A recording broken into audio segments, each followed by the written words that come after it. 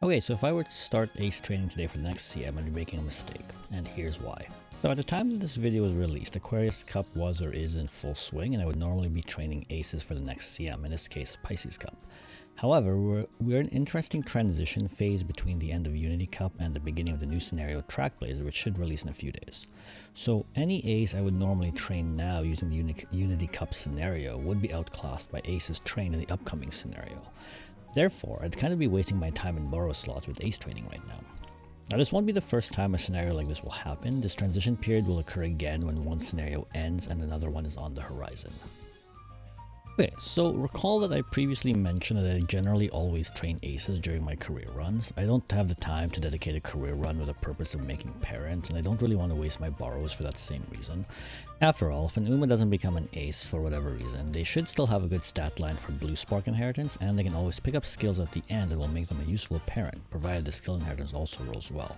And that's my default plan for most career runs, but today I want to talk about what happens when that rule inverts. Alright, so as I said earlier, this video was released during Aquarius Cup, which is shortly before Trackblazer release, and any ace I train with the current scenario will be outclassed by any Trackblazer aces I make later. So it doesn't really make sense to dedicate career runs and borrows to ace training during this time period.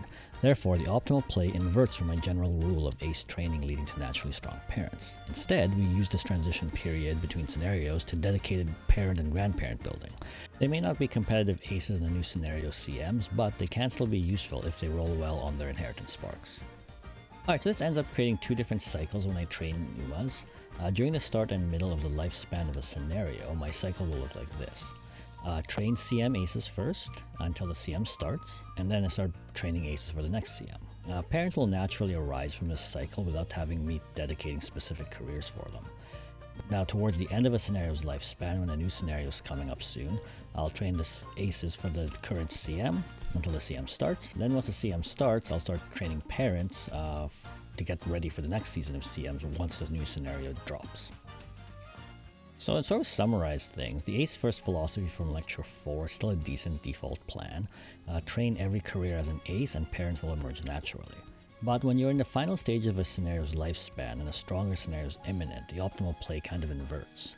We can use that window between scenarios to start to train or use careers specifically for parents and grandparents, and then once the new scenario is available, return back to ace training. And if you haven't seen lecture 4 yet, I'll link it at the end. It's the foundation that this addendum builds on.